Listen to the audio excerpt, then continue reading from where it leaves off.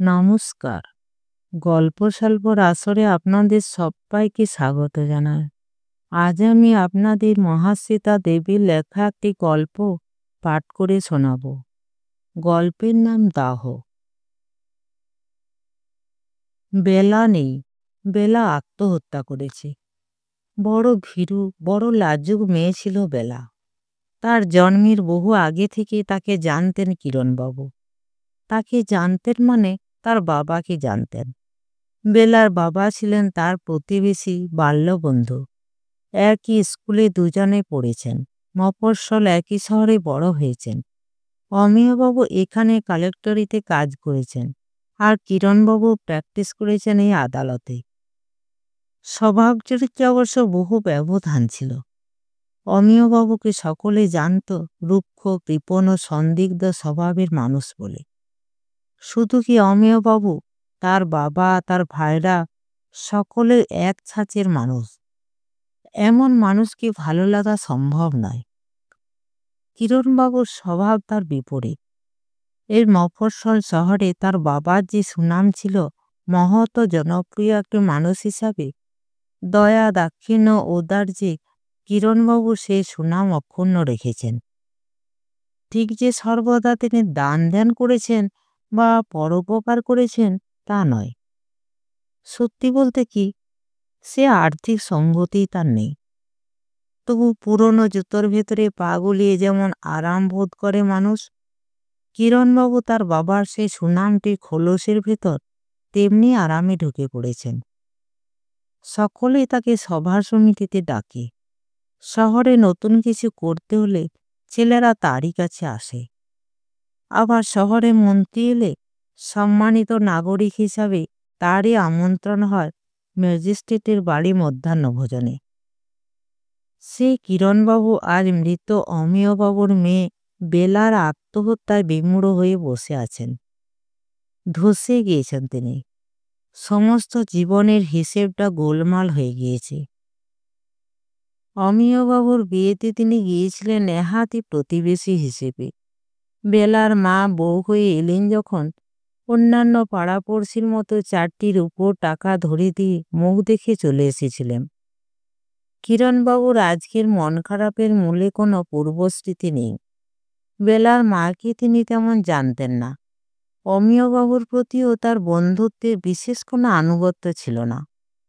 বেলার বাবা আর মাকে জানতেন তিনি, তাই বলা চলে বেলাকেও জানতেন। সেই বাবা আর মার মেয়ে বেলা, তার সম্পর্কে কোনো দায়িত্ব তার তো ছিল না। তবু কেন এমন হলো? কাল বিকেলেও এসেছিল বেলা। কিরণবাবু চেয়ে দেখেন, বারান্দায় ওই যে মোড়া ওইখানে এসে বসেছিল। তাকে কি বলেছিল? এখন কিরণবাবুর মনে পড়ে, বেলার চুল ছিল রুক্ষ, ফর্সা সরু গলা জড়িয়ে আঁচলটা জড়াচ্ছিল, খুলছিল বেলা। মাটির দিকে চেয়ে চেয়ে বলেছিল, কাকাবাবু, আমি আপনার পায়ে পড়ি, আপনার বাড়িতে আমাকে শুতে দিন এই রাতটা। বড় ভয় করে আমার। রাত হলে আমি একলা থাকতে পারি না। কিরকম যে লাগে। কাকাবাবু। কিরণবাবু শুনেছিলেন কি? না তো। তিনি গম্ভীর ও সংযত বিবেচক গলায় মেপে মেপে বলেছিলেন, তা সম্ভব নয়। এইরকম অসঙ্গত অসম্ভব প্রস্তাব তুমি করো না। ভয় কি তোমার? ডাকলেই তো আমার বাড়ি থেকে ছাড়া পাবে। তোমার কাকিমা, বৌদি বা মেয়েরা কেউ নেই। কেমন করে এখানে শুতে পারো তুমি? কেন কাকাবাবু? তা হয় না। তার চোখের দিকে চেয়ে বেলা বোধহয় বুঝেছিল যে কতখানি অসঙ্গত তার প্রস্তাব। তখন তার চোখে পড়েছিল বেলার পরনে একখানা বেনারসি। দেখে তার খুব খারাপ লেগেছিল। মনে পড়েছিল এইসব অদ্ভুত পোশাক নিয়ে কত কথা বলে গিয়েছে কতজন। বিরক্তও হয়েছিলেন তিনি। 27 বছরের একটি অবিবাহিত মেয়ে এমন ধারা বেনারসি পরে ঘুরে কেন, ভেবে পাননি তিনি। বেলা তারপর পায়ে পায়ে শাড়ি জড়িয়ে চলে গিয়েছিল বাড়ি। তারপর আর কেউ তাকে দেখেনি। রাত 12টা বাজলে পরে আমগাছটার ছায়া এসে ঝুঁকি পড়েছিল বেলার ঘরের সামনে, আর চাঁদের আলোয় ঘরের ভেতরে নানা রকম বিভ্রম সৃষ্টি করেছিল। তখন বেলা উঠেছিল। কড়িকাঠের আংটাটার দিকে গলা পাকিয়ে ছুড়ে দিয়েছিল শাড়িখানা। তারপর ভারী মার্বেলের টেবিলখানা টেনে এনেছিল। বেলার শরীরে তেমন জোর ছিল না, তবু তার সরু পা দুখানা দিয়ে সেই মার্বেলের টেবিলখানা কেমন করে যে সে ছুঁড়ে ফেলতে পেরেছিল, ভেবে ভেবে আজ সকালে তরুণ ইন্সপেক্টরটি আশ্চর্য হলেন। আজ সকালে কিরণবাবু তার কর্তব্য করেছেন, গিয়েছেন, পুলিশকে যা বলবার তা বলেছেন, পরের ব্যবস্থাও করেছেন। শেষ অবধি এমনিভাবে করেছেন সব কিছু যে প্রশংসা করেছে সকলেই। সে প্রশংসা তার কানেও এসেছে। যেমন কিরণবাবু ছিলেন বলেই ওর মতো মন প্রাণ দেখা যায় না। এরাই হলেন সত্যি মহৎ লোক। শেষের ক্লান্তিকর উড়ো অধ্যায়টা বোধহয় শেষ হয়ে এলো কোতোয়ালির ঘাটে। বিবেকানন্দ ব্যায়াম সমিতির ছেলেরা তাকে থাকতে দেয়নি, জোর করে পাঠিয়ে দিয়েছে বাড়ি। বলেছে, স্যার আপনি নিশ্চিন্ত হয়ে চলে যান, আমরা সব ঠিক করে সামলে দেব। চলে আসবার আগে কিরণবাবু আরও সব কথা বলেছেন সর্দার ছেলেটিকে। যেমন সমিতির ছেলেরা শ্মশান থেকে ফিরে আজ তারই বাড়িতে মিষ্টি জল খাবে। অনুরা কন্যা তাই আত্মঘাতী, শাস্ত্রে কোনো দায়বন্ধ নাই থাক, আত্মার শান্তি কামনা করে কিরণবাবু নিজের খরচে ছেলেটিকে খাওয়াবেন। হাসপাতালেও বুঝে দেবেন টাকা। ছেলেরা ধন্য ধন্য করেছে। আর চলে এসেছে কিরণবাবু। বাড়ি ফিরে স্নান করেছেন, শরবত খেয়েছেন। এখন চিঠি হাতে নিয়ে বসে আছেন, বেলার চিঠি, তাকেই লেখা। এই শেষ চিঠি হাতে নিয়ে বসে কিরণবাবু পাথর হয়ে গিয়েছেন। মনের ভেতরে আজন্মে স্তর্য, প্রশান্তি আর আত্মপ্রসাদ ভেঙে ভেঙে যাচ্ছে। বিকেলে রাঙা আলো কিরণবাবু চোখের সামনে কালিন্দির কালো হয়ে যাচ্ছে। বেলার মুখখানা মনে পড়ছে, শীর্ণ মুখ, মুদিত চোখে আর ঠোঁটে যেন বিমূঢ় একটা বিস্ময়। চোখের কোলে জলের দাগ। কত কষ্ট, কত দুঃখের স্বাক্ষর সে চোখের জল। কোনোদিন জানবেন না কিরণবাবু, আর কোনোদিন কিছু জানতে পারবেন না বেলার সম্পর্কে। শুধু হাতে চিঠিখানা ঘুরিয়ে ফিরিয়ে দেখতে পারবেন।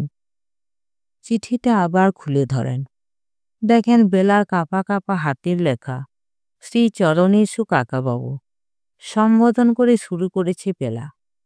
তারপর যা যা লিখেছে কিরণবাবু মন ঠিক করে পড়তে পারেন না।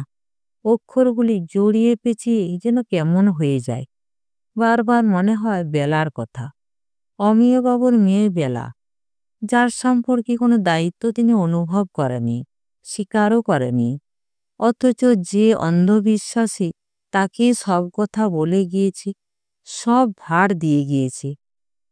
বেলার মার কথা সত্যই মনে পড়ল। অমিয়বাবুর সঙ্গে বেলার তত সাদৃশ্য ছিল না। সে ছিল তার মায়ের মতো। লাজুক আর সংকুচিত স্বভাবের একটি গ্রাম্য কিশোরীকে বিয়ে করে এনেছিলেন অমিয়বাবু। কিরণবাবুর মনে আছে, বউকে শিক্ষা দেওয়ার ভার গ্রহণ করেছিলেন স্বয়ং অমিয়বাবু। স্বাধীনতা দেবার পক্ষপাতী তিনি ছিলেন না। তাছাড়া দৈনন্দিন জীবনের প্রতি খুঁটিনাটিতে স্ত্রী পাছে কোনো স্বাধিকার প্রতিষ্ঠা করেন, সেই জন্য তিনি স্বীয় মালিকানা সর্বদা জাহির করতেন চেঁচামেচি করে।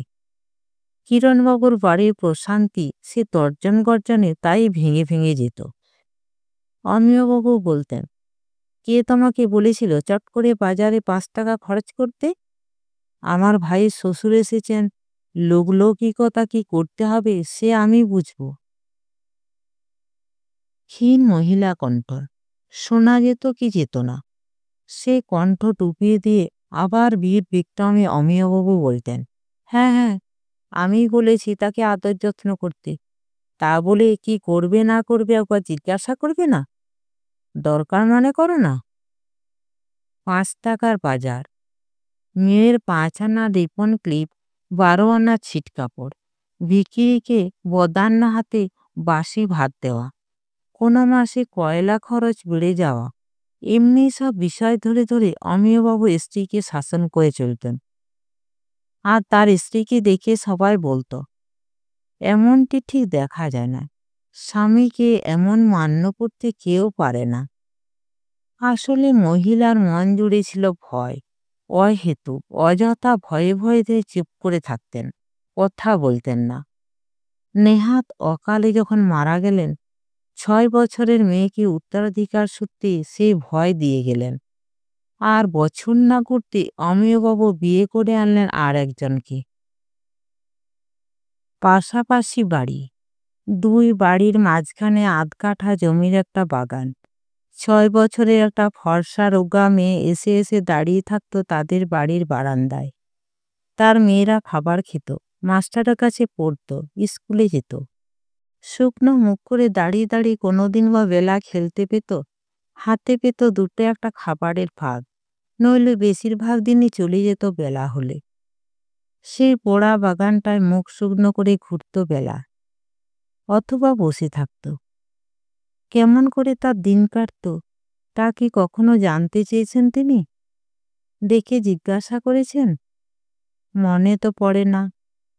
অথচ বিজয়া দশমীর দিন একবার আদর করলে, হাতে দুটো মিষ্টি পড়লে, অথবা হৃদয়ের বদান্যতায় বড় ভালো মেয়ে বেলা এই কথা বললে তার চোখ মুখ যেন জল জল ছলছল করত আনন্দ কৃতজ্ঞতার। আজ মনে পড়ছে, সে চোখে মুখে যেন স্নেহ মমতার কাঙালপনা লেখা থাকত, আর কিছু নয়। কি যে ঘুরঘুর করত মেয়েটা। তার স্ত্রী বলতেন, যাও বাড়ি যাও, বেলা 1টা বাজে, এখন কি পরের বাড়ি থাকে? চলে গেলে বলতেন, শিখবে কোথা থেকে?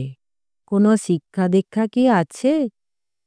তাদের বাড়ির যে সুনাম আছে সেটা রেখে চলতে কিরণবাবুর স্ত্রীও খুব তৎপর থেকেছেন। তাদের কত সুনাম, ছেলে মেয়েদের শিক্ষা ভালো, চেঁচামেচি ঝগড়াঝাটি হয় না তাদের বাড়ি। মনে প্রাণে তারা ভদ্র, শিক্ষিত, সৎ। বেলা একটু বড় হতেই তার একটি দুটি ভাই হলো। সে ভাইদের কোলে নিয়ে নিয়ে বেড়াতো বেলা। বাপ যতক্ষণ থাকতেন বাপের ভরাট গলা শোনা যেত, বেলা, ওপরে মুখ ধোবার জল দিয়ে যা। বেলা, জুতো রং দিলি না? কাপড় কেচে রাখিস নি কেন? বেলা ছুটি ছুটি কাজ করত, দোতলায় ভারী বালতি টেনে তুলত। তার মাথার চেয়ে খাড়াইয়ের উঁচু ধুতি শাড়ি টিউবওয়েল ঝাঁকিয়ে ঝাঁকিয়ে ধুত। বাবা চলে গেলে শুরু হতো সৎমা তর্জন গর্জন। আর কোলের ভাইটার গলার একটু কান্না শোনা গেলে হাত খুলে যেত বেলার মার। চড়ের শব্দ, মারের আওয়াজ আর গুমড়ে গুমড়ে কান্না শোনা যেত। অমিয়বাবু কোর্ট থেকে ফিরলে স্ত্রী তাকে ফলাও করে বলতেন। প্রথমা স্ত্রীর বেলায় অমিয়বাবু যত সুকট হচ্ছিলেন, রক্তে তেজ সীমিত হওয়াতেই হোক বা অপরপক্ষ অনেক প্রবল বলেই হোক, দ্বিতীয়াকে তিনি কিছু বলতে পারতেন না। বরঞ্চ গৃহশান্তি রক্ষা করবার জন্যে বেলাকে শোনাতেন 2-4 কথা। কিরণবাবুদের বাড়িতে আলোচনা হতো, সৎমা যে কি নিষ্ঠুর, অমিয়বাবু যে কি রকম অন্ধ, বেলা যে কি হতভাগ্য। কিন্তু তার চেয়ে বেশি কিছু করেছেন কি তিনি? অমিয়বাবুর সঙ্গে পথে দেখা হতো, কাগজ চেয়ে নিয়ে পড়তেন তিনি। উৎসব অনুষ্ঠানে পাশাপাশি বসে খেতেন। কই, কোনোদিন বলেছেন তিনি কিছু? অমিয়বাবুকে বলেছেন যে বেলার ওপর অবিচার হচ্ছে, মা নেই বা মামার বাড়ির জোর নেই বলে একটা ছোট 10 বছরের মেয়ের ওপর ওই রকম অত্যাচার চালানো অন্যায়? বলেছেন যে বেলার ওপর ঝি চাকরও সুবিধে নিত, তারাও তাদের সাধ্যমতো কাজ করিয়ে নিত বেলাকে দিয়ে? অথবা এমনই বলতো যে দেখো, আজ মার খাওয়াবো ক্ষণ। ঝি চাকরের উস্কানিতেও কম দিন মার খেত না বেলা। কোনোদিন কিরণবাবু তার প্রতিবিধানের কথা ভেবেছেন? সেদিন ভাবেননি। পরের বিষয়ে কথা কয় অভদ্রলোক। কিরণবাবুরা শ্রীধরের মানুষ নন। তারা বড় ভদ্র, বড় আত্মসম্মানী, পরকে ঘাঁটাতে নারাজ। বেশ তো, তবে আজ কেন মনে হচ্ছে মনের অতলে সেই সব কথাবার্তা নাড়াচাড়া দিচ্ছে? কেন এমন হয়? বেলার অসুখের কথা এ সময় ধরা পড়ল।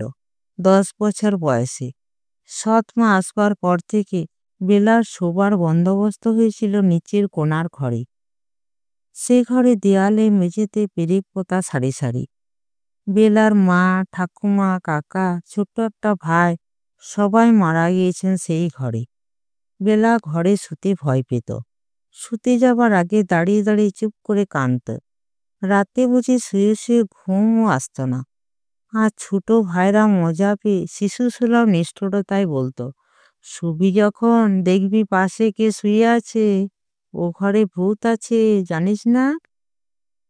বেলার সকরুণ মুখ, একটা তেল ভরা লণ্ঠন আর ঝিয়ের সে ঘরে শোবার জন্য মিনতি। কোনোটাই কি চোখে পড়তো অমিয়বাবুর? তিনি ভয়কে বিশ্বাস করতেন না। এ ব্যবহারটা যে অন্যায় হচ্ছে তা কিরণবাবুর মা ও স্ত্রী আলোচনা করতেন নিজেদের মধ্যে নিচু গলায়, কিন্তু কোনোদিন বেলার মাকে সে কথা বলতেন না তারা। তাদের ব্যবস্থা তারা বুঝবে এরকম কোথাও দেখিনি। কথা হতো এ পর্যন্ত। সেই সময় বেলার হলো অসুখ, ব্রেন ফিভার। অজ্ঞান হয়ে রইল বেলা কদিন। তখন কিরণবাবুও যেতেন বইকি সামাজিকভাবে খোঁজখবর নিতে। ডাক্তার বলেছিলেন, শরীর অপুষ্ট, মাথা পরিণত হতে চাইছে না, মনের ওপরও চাপ পড়েছে যথেষ্ট। শুধু শরীরের খাদ্য নয়, মনটাকেও দেখতে হবে, প্রফুল্ল ফুর্তিবাজ হতে হবে। মেয়ের সম্পর্কে কোথাও যে অবহেলা হয়েছে তা বুঝতে পারতেন না অমিয়বাবু। ডাক্তার বলেছিলেন, সব বাচ্চা তো শক্ত সামর্থ্য নয়, এ হলো সেনজিটিভ কোমল মন, এর সহজে আঘাত লাগে, সহজেই ভয় পায়। এর সঙ্গে ব্যবহার বুঝে সুঝে করতে হবে, নইলে এখন যা হোক আরও বড় হবে যখন শারীরিক সব পরিবর্তন হবে, তখন এর পক্ষে আবার মাথা সামান্য গোলমাল হওয়া অসম্ভব নয়। অমিয়বাবু তা বোঝেননি। ডাক্তারটি যাবার সময় বলে গিয়েছিলেন, যেমন দেখছি ও একলা শোয়, ওর কাছে একজন থাকা দরকার, তাই নয় কি? সেই সময় থেকে বেলার ঘরে ঝিয়ে শোবার ব্যবস্থা হলো। অসুখ থেকে সেরে কিন্তু বেলা যেন কেমন হয়ে গেল। রোগা, মাথাটা বড়, গম্ভীর মুখ, আস্তে আস্তে হাঁটে, দেওয়াল ধরে ধরে চলে, অযথা গম্ভীর হয়ে থাকে। তার বাবা একদিন বলেছিলেন, টনিক, দুধ এগুলো ঠিক ঠিক দিও বেলাকে, ডাক্তার বলেছে। বেলাকে পুষ্টিকর খাবার খেতে হবে, টনিক খেতে হবে, এসব আলোচনা প্রায়ই শুনতেন কিরণবাবুরা। শেষ অবধি শোনা যেত, ভালো করে যদি ডাল ভাতটা খায় তাতেই কি কম পুষ্টি? পাশাপাশি বাড়ি বলেই এত কথা কানে আসতো। তারপর যখন বেলার বয়স 15-16 বছর হলো, হঠাৎ জানা গেল বেলার মাথা খারাপ হয়েছে। মাথা নিচু করে মুখ গুঁজে থাকে বেলা, বিছানা ছেড়ে ওঠে না, খেতে চায় না, কোনো একটা যন্ত্রণার কথা বলে, আর আজে বাজে অর্থহীন সব কথা বলে। দেখে শুনে ডাক্তার অমিয়বাবুকে জানালেন তার সন্দেহ হয় সত্যি, সামান্য অস্ত্রোপচার প্রয়োজন। শরীর স্বাভাবিকভাবে কাজ করছে না, রক্তাল্পতা এবং আরও দোষ আছে, কলকাতা নিয়ে গেলেই ভালো হয়। অমিয়বাবু খুবই বিব্রত বোধ করলেন। সবে পয়সা হচ্ছে, দ্বিতীয় পক্ষে শ্বশুর মেয়েকে টাকা দিয়ে গেছেন কিছু, সেগুলো যথাযথ ব্যবস্থা প্রয়োজন। তিনি বললেন, গেরস্থ ঘরে অমন করে চলে না, কি একটু হলো না হলো অমনি কলকাতায় নিয়ে যেতে হবে? এসব বাজে কথা আপনি কি বলেন? এমনি সারবে না? সারবে, দিন 2-3 এই অবস্থাটা কেটে যাবে, কিন্তু সে তো আরোগ্য নয়। বারবার হতে হতে কি হবে না হবে তা বলা যায় কি? দুদিনেই ঠিক হলো বেলা, কিন্তু সকলেই বলল, তুই পাগল হয়ে যাচ্ছিলি জানিস। এমনি সময় একদিন কিরণবাবুর মা বলেছিলেন, তোমার মার তো গহনা ছিল অনেক, তাই দিয়ে যদি চিকিৎসা করাতেন তোমার বাবা। বেলা তখন নিজের সম্পর্কে ভীত হয়ে উঠেছে। সে পাগল হয়ে যাবে, এই অসুস্থতা তাকে মেরে ফেলবে, এই শঙ্কা তাকে তখন মরিয়া করে তুলেছে। তাই বেলা সাহস করে অমন কথা বলতে পেরেছিল অমিয় বাবুকে। তার সে দুঃসাহস হয়েছিল। বলেছিল, বাবা আমাকে কলকাতায় নিয়ে যাবে? শুনেছি রাঙামাসির ছেলে ডাক্তার, তাদের টাকা দিলে তারা যদি হাসপাতালে নিয়ে যায়, দেখায়। অমিয়বাবু সেদিন তর্জন গর্জন করে বেলাকে যে শিক্ষা দিয়েছিলেন, পাড়াপড়শি তা আজও ভোলেননি। সে কথাবার্তার মধ্যে কুবুদ্ধি ও কুযুক্তি দেবার জন্যে হিতৈষী পড়শিদের উপর অনেক খোঁচা ছিল। তার উপরে বেলা এসেছিল একদিন, কাঁদতে কাঁদতে, বিকেলবেলা। বলেছিল, কাকাবাবু, আপনি আমাকে কলকাতা নিয়ে যাবেন, আমার মাসির বাড়ি। তারা আমাকে দেখেননি, কিন্তু বিজয়াতে চিঠি লেখেন, পুজোতে টাকা পাঠান, একটিবার পৌঁছে দেবেন। জবাবে কিরণবাবুর স্ত্রী কাটা কাটা কথায় ওজন করে তাকে বলেছিলেন। আর তার কথা শুনে বেলার বুঝতে এতটুকু দেরি হয়নি যে তার প্রস্তাবটা কত অযৌক্তিক, কত অসম্ভব। একজন বয়স্ক মেয়েকে এমনভাবে নিয়ে যাওয়া যে চলে না, তা বলেছিলেন। বলেছিলেন, আমাদের সমাজ আছে, সংসার আছে, সব ভেবে চলতে হয়। বেলা বলেছিল, নইলে আমার চিকিৎসা হবে না কাকিমা, আমি যদি পাগল হয়ে যাই। বিরক্ত হয়ে কিরণবাবু খবরের কাগজ তুলে মুখ ঢেকেছিলেন। চলে গিয়েছিল বেলা। এই একটা সদ্গুণ মেয়েটার, বুঝিয়ে দিলে বুঝত, আর চট করে মেনে নিত। কাকাবাবু ডেকে খুব একটা দাবি নিয়ে আসত বটে, কিন্তু সহজেই বুঝতে পারত যে সে অবাঞ্ছিত, আর সে প্রত্যাখ্যান মেনে নিয়ে চলে যেত চুপ করে। কিন্তু খুব কি অসম্ভব ছিল তার পক্ষে? বুঝিয়ে বললে অমিয়বাবু কি রাজি হতেন না? তিনি যদি নিজে দায়িত্ব নিতেন। পরের মেয়ের জন্য এতটুকু করা সে কি একেবারে দেখা যায় না? মনোবিশ্লেষণ করেন কিরণবাবু। কি ছিল তার প্রত্যাখ্যানের পেছনে? সময়, সংস্কার, না দায়িত্ব এড়াবার চেষ্টা? তারপর বেলা তার জীবনে খাপ খেয়ে গেল। লেখাপড়া হলো না, বছরে একবার দুবার তিনবার কষ্ট পায়, ঘরে পড়ে থাকে বিছানায়, মাথায় কষ্ট হয়, সব ভুলে যায়, আবার ওঠে, কাজ করে, খাটে, খায়। তার সঙ্গেও কেউ মেশে না, সেও কারোর সঙ্গে মেশে না। এমনই সময় হলো একটা আশ্চর্য ঘটনা। স্থানীয় স্কুলে কাজ নিয়ে এসেছিল একটি ছেলে। বেলার ভাইদের সে পড়াতে আসতো বাড়িতে। কেমন করে যে বেলার সঙ্গে আলাপ হলো তার, হয়তো আলাপ সামান্যই, চোখে দেখাতেই মন টেনেছিল।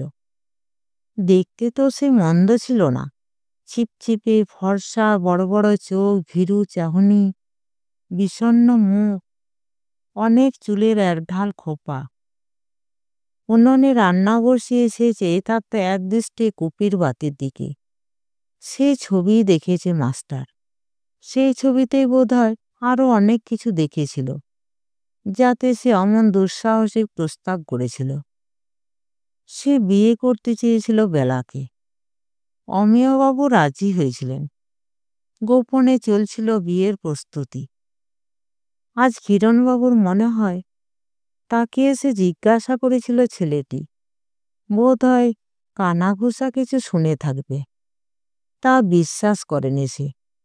তাকে এসে বলেছিল, আপনি স্যার শহরে একজন ভদ্রলোক, সবাই জানে আপনি কি বলেন। বড় দুঃখী মেয়েটি, মনে হয় কোনোদিনও সুখ শান্তি জানেনি। কিরণবাবু তখন চুপ করে থাকতে পারতেন, তার বিবেক তাকে চুপ করে থাকতে দেয়নি। চুপ করে থাকলে কি তিনি তার কর্তব্যে পরাণমুখ হতেন? তাই তিনি বলেছিলেন খুলে, বেলার অসুস্থতার কথা আর রোগীর সবটুকু ইতিহাস সবই খুলে বলেছিলেন তার কাছে।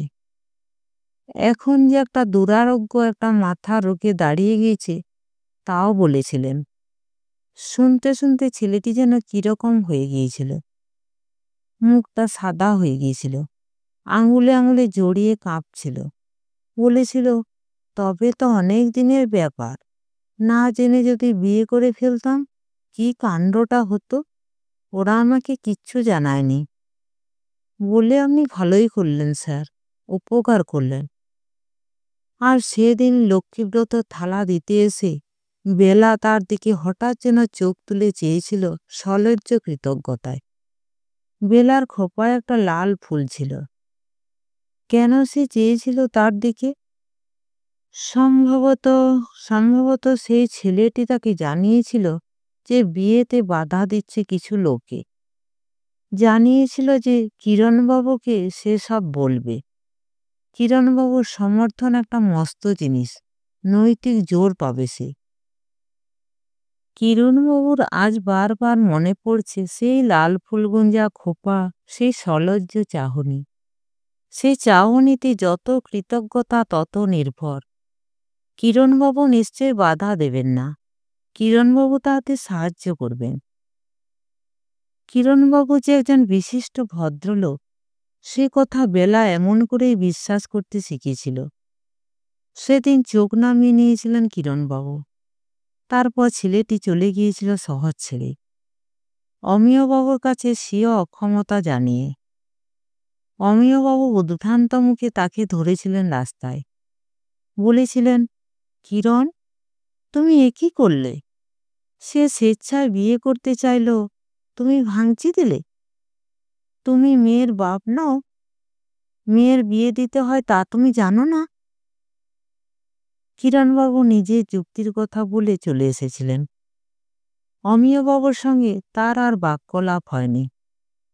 অমিয়বাবু চলে গিয়েছিলেন বাড়ি। আর বেলার সঙ্গে তার যতবার দেখা হয়েছে বেলা কোনো দিন এই অভিযোগ করেনি যে তিনি তার বিয়ের একমাত্র সম্ভাবনা ভেঙে দিয়েছেন। তবে বাইরে সে আর বড় একটা বেরোতো না। অভিযোগ করতে সে জানত না। ভাগ্যের সব পরিহাসগুলোই ছিল তার ন্যায্য পাওনা। অন্তত সে তাই জানত। আজ কেন বেলার মৃত্যুর পর সেই কথা মনে হচ্ছে? কেন মনে পড়ছে তার মেয়ের বিয়ে রাতে সম্প্রদান করে হাওয়া খেতে তিনি ছাদে উঠেছেন, আর সাদা শাড়ি গায়ে জড়িয়ে রান্নাঘর থেকে বেলা চেয়ে আছে তার বাড়ির বাসর ঘরের দিকে। তার বাড়ির উৎসবের আলো উল্টে গিয়ে পড়েছে বেলার মুখে।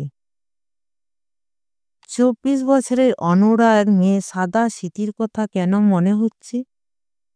অমিয়বাবু মারা গিয়েছেন 3 মাস আগে। বেলার ভাইদের নিয়ে সৎমা গেছেন কলকাতা। বেলার ব্যবস্থা তার বাবাও করেননি, মাও করলেন না।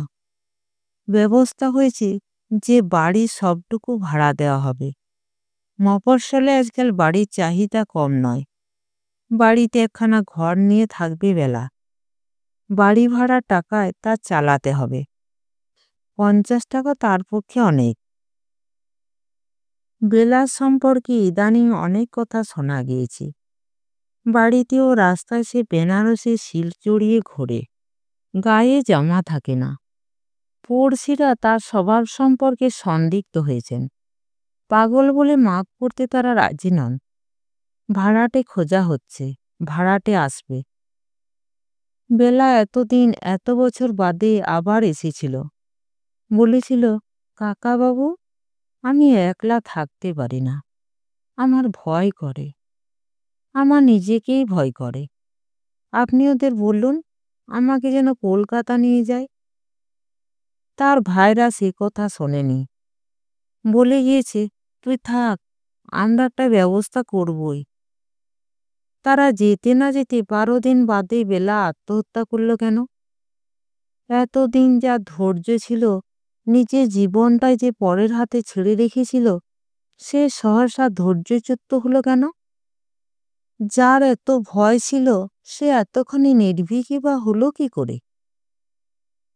কিরণবাবু চিঠিটা দেখেন। কাকাবাবু, আপনাকে ছাড়া আর কাকে লিখিব? আমার বাঁচিতে ভয় করে। এ বাড়িতে একলা থাকিতে থাকিতে আমার কেবলই মনে হয় কবে আমি সম্পূর্ণ পাগল হইয়া যাইব। তখন কে আমাকে দেখিবে? তাই ভাবিয়া ভাবিয়া এই কাজ করিতেছি। আপনি তারক, বিমল ও মাকে জানাইবেন। আপনি বলিলে তাহারা বুঝিবে। একলা একলা বাঁচিতে পারিলাম না। কিরণবাবুর কাছে বেলা কাল সেই কথাই বলতে এসেছিল। যদি তাকে এ বাড়িতে এনে রাখতেন, তবে হয়তো বেলাকে আত্মহত্যা করতে হতো না। যদি যদি তিনি এ না করে অন্য কাজ করতেন, যদি যদির কোনো শেষ নেই। দারোগাটি আবার এলেন। মুখোমুখি বসলেন মোড়া টেনে। ছোকরা মানুষ, এখনো অভিজ্ঞতার ছাপ পড়েনি। বললেন, বাড়িটা লক করলাম। কি অবস্থায় ছিলেন মহিলা? ভাঁড়ে এক সের চাল নেই, বাক্সে একটা কাপড় নেই, বস্তা পচা বেনারসি কখানা, বিছানা বালিশ সব যা তা। আর কি জানেন?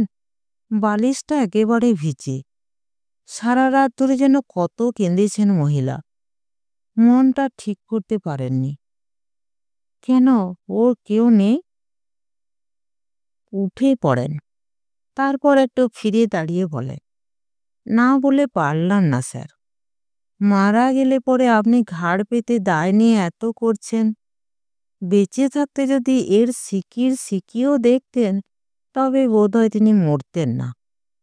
অন্যদের কথা ধরি না, কিন্তু আপনি এমন একজন ভদ্রলোক পাশে ছিলেন। কিরণবাবু দাঁড়িয়ে থাকেন। সন্ধে হচ্ছে, এখনই শ্মশান যাত্রীরা আসবে, ব্যবস্থা করতে হবে।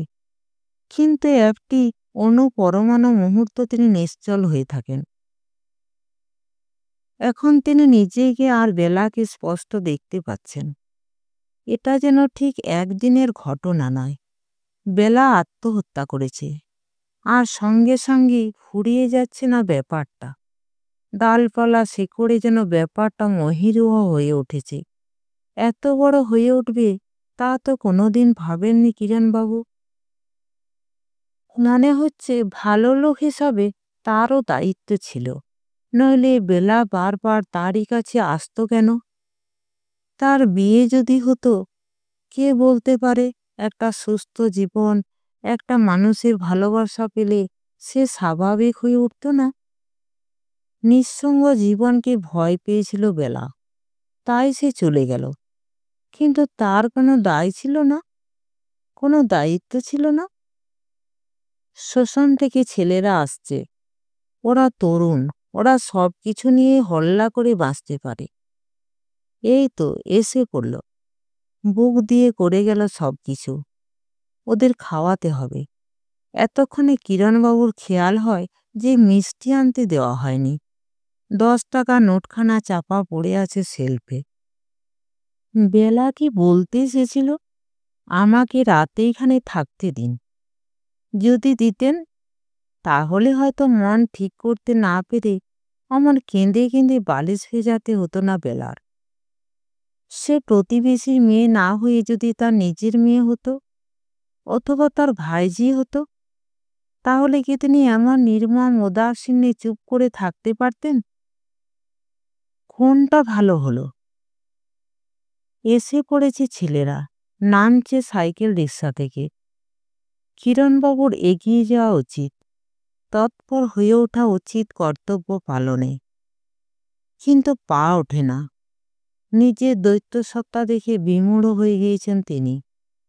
টলে গিয়েছে ইমারত। তিনি মহানুভব নন, সে পরিচয়টা কেড়ে নিয়ে চলে গিয়েছে বেলা। তবে তিনি কি, কোন পরিচয় নিয়ে মুখোমুখি হবেন দুনিয়ার? কিরণবাবু বৃথায় হাতড়াতে থাকেন মনটা আঁটিপাতি করে। একটা পরিচয়ও খুঁজে পান না, যে তার ধূপদুরস্ত পোশাকের মতো তার প্রকৃত সত্তাটা ঢেকে সভ্য করে দেবে। বেলা একেবারে নিঃস্ব করে রেখে গিয়েছে তাকে।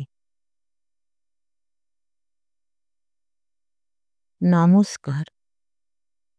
গল্পটি শুনে যদি ভালো লাগে, চ্যানেলটিকে লাইক, শেয়ার এবং সাবস্ক্রাইব করবেন। আপনাদের সহযোগিতা এবং ভালোবাসা আমার খুবই প্রয়োজন।